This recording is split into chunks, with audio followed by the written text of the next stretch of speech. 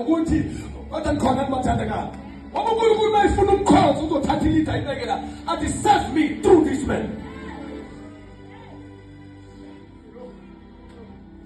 Thatha imali nginika somuntu mina ngizothatha imali nginika uNkulunkulu athi uNkulunkulu ilethe la kumina.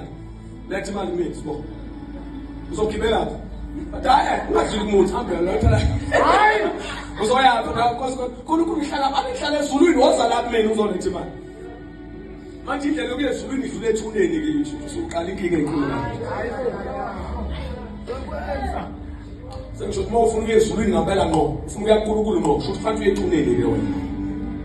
Manje uNkulunkulu nje mayifuna umkhonze uzo hayi usuke ukhonza umuntu ukhonza uNkulunkulu ngomuntu.